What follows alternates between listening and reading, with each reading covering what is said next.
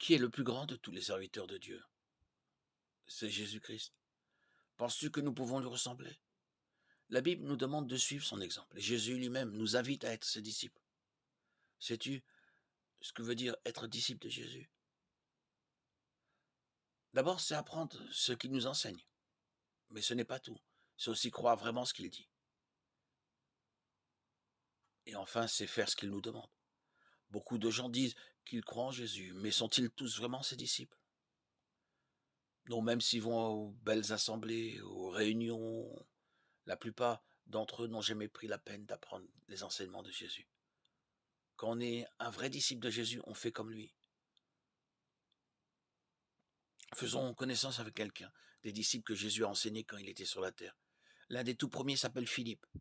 Philippe va chercher son ami Nathanaël, qu'on appelle aussi Barthélemy, celui qui est toujours représenté, assis sous un arbre.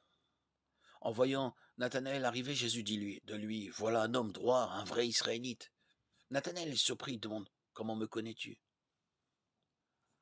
Avant que Philippe t'ait appelé, alors que tu étais sous le figuier, je t'ai vu, lui répond Jésus. Nathanaël est tout étonné que Jésus sache si bien qui il est. Alors il lui dit, tu es le Fils de Dieu, tu es le roi d'Israël. Jean 1, 49. Avant Philippe et Nathanaël, la veille, d'autres hommes sont devenus disciples de Jésus. André, son frère Pierre, ainsi que Jean et peut-être son frère Jacques. Jean 1, 35, 51. Au bout de quelque temps, ces quatre-là retournent à leur travail de pêcheurs. Et puis un jour, tandis que Jésus marche au bord de la mer de Galilée, il voit Pierre et André en train de jeter un filet de pêche à la mer. Il les appelle, venez à moi, venez à ma suite. Un peu plus loin, Jésus aperçoit Jacques et Jean. Ils sont dans un bateau avec leur père. Ils réparent leur filet. Eux aussi, Jésus les appelle. Qu'aurais-tu fait si Jésus t'avait appelé? Serais-tu parti avec lui tout de suite? Ces hommes savent qui est Jésus. Ils savent qu'il a été envoyé par Dieu. Alors ils abandonnent immédiatement leur travail de pêcheurs pour le suivre. Matthieu 4, 18, 22. Une fois disciples de Jésus, ces hommes se sont-ils toujours bien conduits? Non. Tu te rappelles, ils se sont disputés pour savoir lequel d'entre eux était le plus grand. Mais d'un autre côté, ils écoutaient Jésus. Et ils étaient prêts à changer. Si nous sommes prêts à changer, nous aussi, nous pouvons être disciples de Jésus. Jésus invitait toutes sortes de personnes à devenir ses disciples. Un jour, un jeune chef riche vient lui demander comment il peut avoir la vie éternelle. Il précise qu'il obéit au commandement de Dieu depuis son enfance. Jésus lui dit alors, viens, suis-moi. Sais-tu comment le jeune homme réagit? Il a compris qu'être disciple de Jésus doit passer avant l'argent. Ça le rend très triste. Et comme il aime son argent plus que Dieu, il préfère ne pas devenir disciple de Jésus. Luc 18, 18, 25. Après avoir prêché pendant un an et demi, Jésus choisit 12 de ses disciples pour être des apôtres, c'est-à-dire des hommes qu'il a envoyés pour une mission spéciale.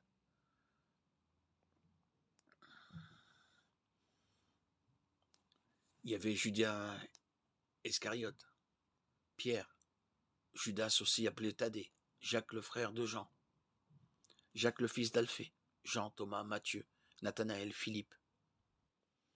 L'un de ces 12 apôtres a fini par devenir méchant. Et tu sais bien que c'est Judas Iscariote. Plus tard, il a été remplacé par un autre disciple. Sais-tu son nom? Matthias.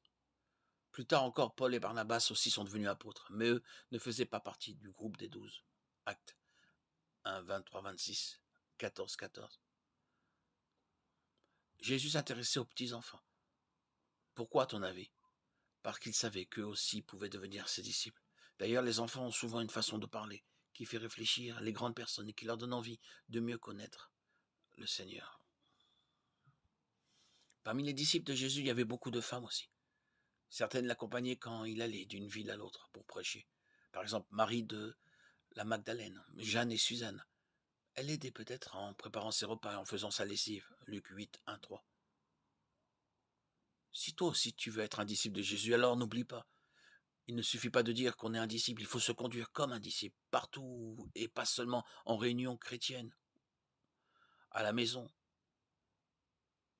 au travail. Rappelle-toi bien ceci, toi et moi, pour être de vrais disciples de Jésus, nous devons faire comme lui à tous les moments de la journée.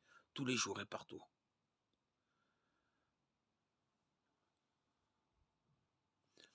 Notre conduite doit être à l'image et à l'imitation de notre Seigneur et grand roi Jésus-Christ, Fils de Dieu, Dieu vivant,